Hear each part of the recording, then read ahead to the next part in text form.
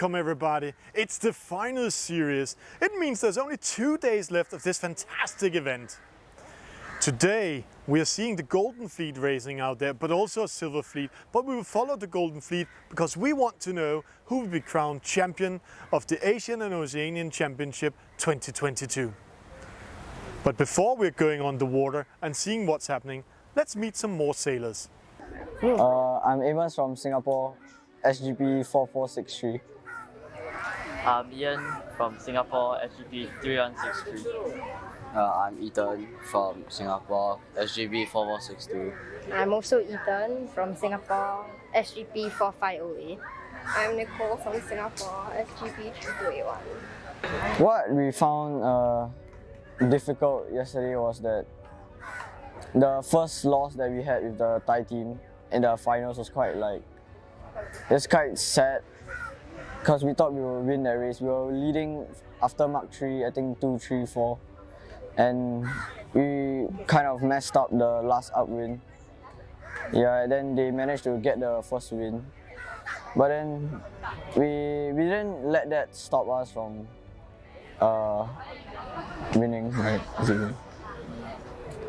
We didn't get knocked down by that, so we picked ourselves up and we managed to come back because we stayed positive.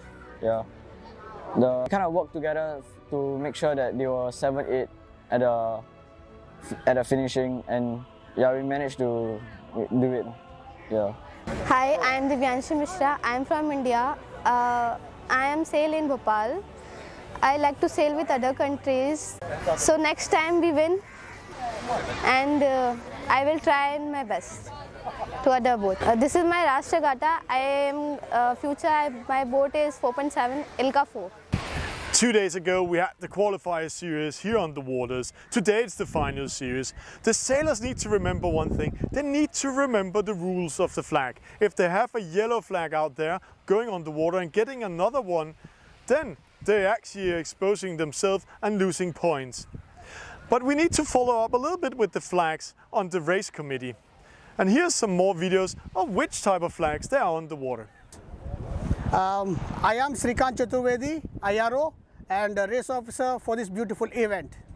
Race officer is the person who manages the complete entire race course. They will take from the start to the finish line, and the race officer responsibility is also give the scoring results to the scorer. Once the orange flag is displayed on the race committee, in case of no wind or foul weather, if the race officer wants to delay the race for some time, the race committee will display AP flag on water so that the race may be delayed a bit, but this AP is displayed on water. After the AP flag is removed, the weather is good for racing, then the race committee will display. We are having 2 fleets for the qualifying series. The yellow fleet show the yellow flag, and blue fleet show the blue flag. Only one of these flags will be displayed depending upon which fleet to start first, which fleet to start second. Yes, the sailors also will have the ribbons on their peak. Half of the fleet will be having a yellow flag, half of the fleet will be having a blue flag, and the race committee will display the yellow flag, means yellow fleet sailors will take start. If the race committee displays blue fleet, means blue fleet will be taking the start. After the flag is displayed, the race committee may also display uniform flag or the black flag, show the black flag. Yes, generally in a big fleets like more than 10 boats, the race officer will generally give preparatory signal as U flag. Sometimes the fleet is very aggressive. The fleet wants to take premature starts, everybody crosses the line. Then the race officer will display the black flag. In the last 1 minute, when the black flag is removed, any boat above the start line will be directly given as BFD. Yes, they will be disqualified if any boat is identified after the removal of the black flag. Once after the start is being taken, there might be a reason of the biased start line or any error in the starting sequence. The race officer may go with the general recall. This is the first substitute flag. this will be again displayed with the sound signal. General recall means maybe because of the foul weather or the foul start, again all the sailors will come back to the start line, and again a fresh start would be given from the fleet. It might be a blue fleet or yellow fleet. It's time for a break. On an Opti team, there are some very important persons, and some of them are relaxing a little bit here now because the sailors are on the water. They are called the team leaders and the team managers. Let's meet one of them and hear what he's actually doing here at the event. Hi, I'm Manoj. I'm the team leader for Indian team, and we have been trying since last 2 years to bring this event to India, and finally it is here in 2022. We are also lucky that we got this event for 2024 at Marve Beach, Mumbai. So we are also looking forward for that event. This event has been a great feat for our sailors because most of them couldn't make it to other international championships because of obvious reasons of the financial constraints. However, it's a good opportunity that 20 Indian sailors have participated here. I would like to thank Lieutenant General Michael Matthews, who's the president of NOI, for bringing this event to India. And seeing the result, it has been a success for our team as their performance was way better than previous events wherein they have gone outside. I wish them all the luck, and we still have 2 days of racing, individual racing, and let's hope we make it further better in terms of positions. Okay, thank you. Behind a successful sport like sailing, there's always some people supporting the sport, because sailing and Optimist sailing is for all the kids in the world. So people out here are actually welcome to start doing sailing. Let's meet one of the persons that's doing a great job supporting sailing here in the local area. Good morning to all of you. I am a retired Lieutenant General from the Indian Army, Michael Matthews. I am proud to be here as the President of the National Optimist Association of India to host the Asia Oceanic Championship in India. We had been trying it for quite some time, but to our luck, in the IODA World Championship at Turkey, we got a fleeting chance to take it on the championship at a very short notice. The Asia Oceanic Championship of 2022. In fact, we were trying for 2024, but this came as a bonus for us. Now we are looking forward to host others in 2024 in India. And it is quite nice to have about 101 sailors sailing here for the first time India in the Opti class. As far as India is concerned, it is a godsend opportunity for our young sailors, 20 of them, to take part in an international event, and they are doing quite good for the exposure they got. We have got about 7 sailors in the gold fleet and another 13 in the silver fleet. And in fact, 2 of them got the gun, and the leading is about a 12th in the whole fleet, with happy memories of sailing in the Arabian Sea, and hope many of you will come back again in 2024. Thank you.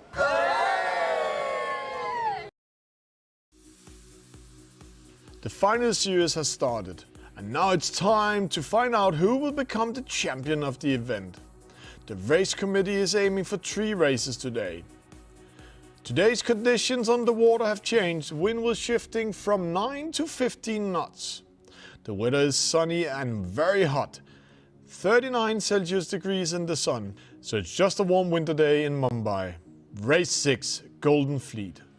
First of 5 possible races in the final series. The first starter of today's races, the fleet decided to spread out on the starting line. Some small battles close to the committee boat and in the pin end. Most of the fleet decided to do a rolling start and tried to catch some speed when crossing the starting line. A good start made by UAE 84 at the pin end. Boats that start at the pin end side and is trying to go to port side looked like they were catching a sea breeze. So they are speeding up. UAE 84 was trying to defend his position upwind. Halfway upwind, 60% of the fleet kept their position at port side and was increasing speed. 3 UAE boats that chosen the port side of the race course are approaching the upwind in the lead. At the upwind mark, UAE 81 rounded first, closely followed by UAE 84 and Singapore 108. 3 boats were starting creating a gap to the rest of the fleet that seemed to 22 was doing the best downwind race and started to catch up UAE 81.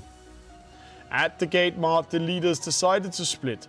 UAE 81, Malaysia 22 went port side and Singapore 108 went to starboard.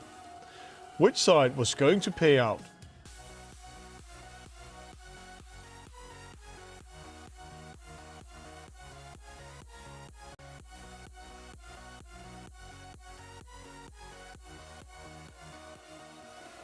Singapore 108 on the starboard seemed like winning upwind. Not because of the wind, but because of avoiding wind shadow from the other boats coming downwind. The winner of the race was Singapore 108, second place Thailand 1243.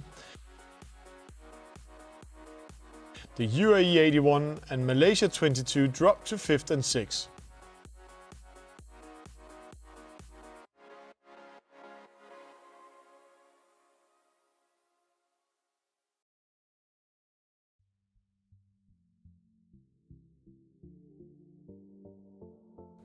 Golden Fleet Race 7. Race 7 started with an AP flag because of a huge wind shift. A clear start for Race 7. The fleet decided to split with 60% going to starboard and rest tacking towards port side. It looked like a sea breeze was coming in. Boats at the port side was winning the tactical game with the wind condition. Around 20 boats made a gap to the rest of the fleet.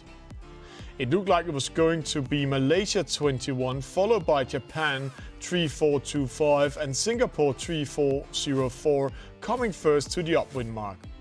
But today's wind was tricky, and now Belgium 1219 was leading, followed by Thailand 1415 and 3 other boats. It looked like the fleet was getting very compressed.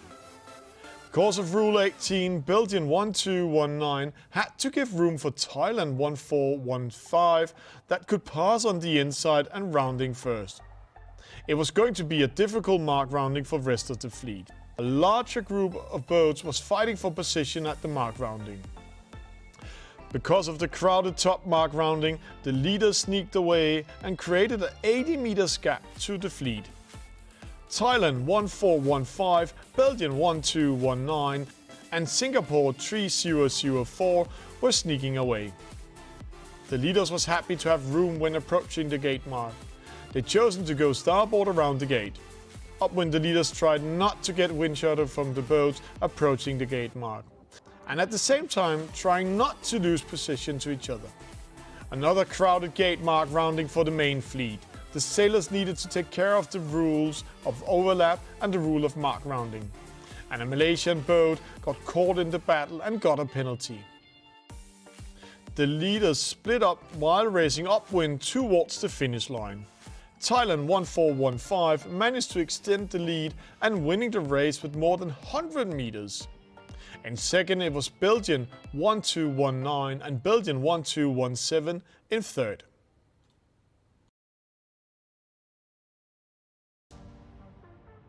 There was boats at the pin end mark doing the best start.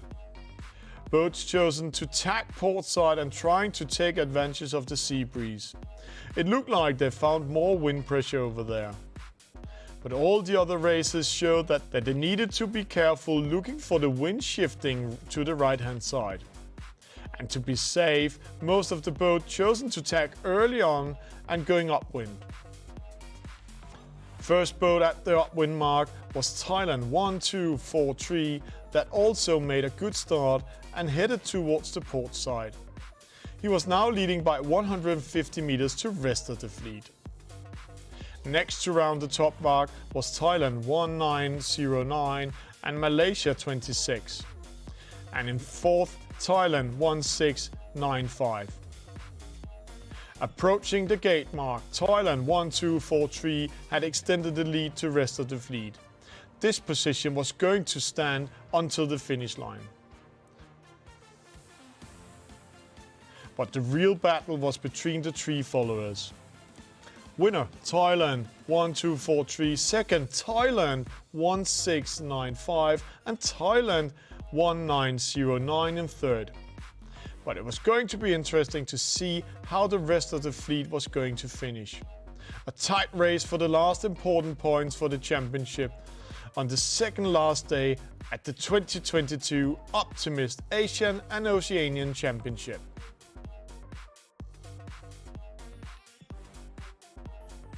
You can find the overall result on the official IOTA event page.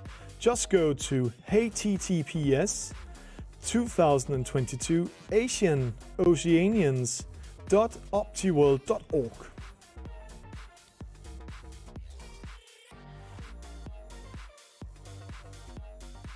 It's been a great day on the water. There's been a lot of wind, also mixed winds for the sailors. They're coming into us now.